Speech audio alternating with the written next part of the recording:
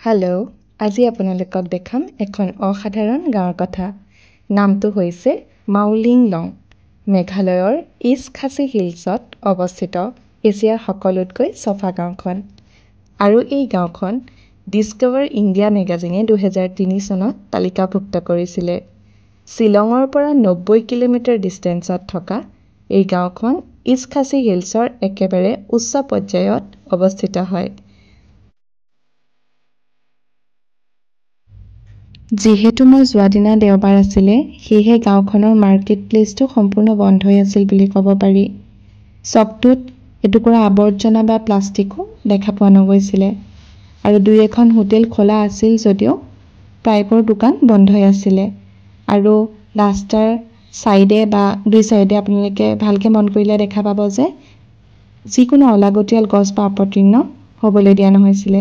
ইয়াতে মন কৰিব পাৰি যে গাঁওবাসীসকলৰ মানসিকত্ব বা যিটো তেখেতসকলৰ কৰ্ম পৰিচয়টো কিমান উচ্চ পৰ্যায়ৰ হয়। এই গাঁওখন ফুল ভাল পোৱা মানুহসকলৰ বাবে এখন সৰগৰ স্থান বুলি ক'ব পাৰি। প্ৰত্যেক ঘৰ মানুহৰ দুৱাৰমুখ, ভিতৰ, কৰিডৰ, বাৰাণ্ডা সকলোতে কেৱল ফুল আৰু ফুলেই দেখা পাব।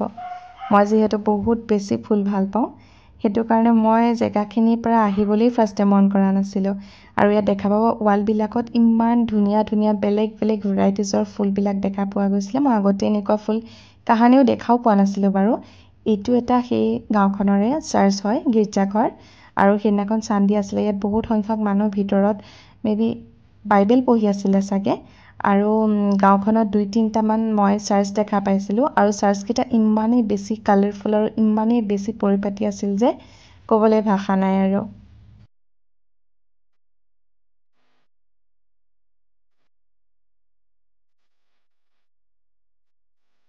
গাঁওখনৰ ৰাস্তা, বাট-পথ, ঘৰৰ চৌপাশত কোনেও এটুকুৰা জাবৰ পেলোৱা নাই।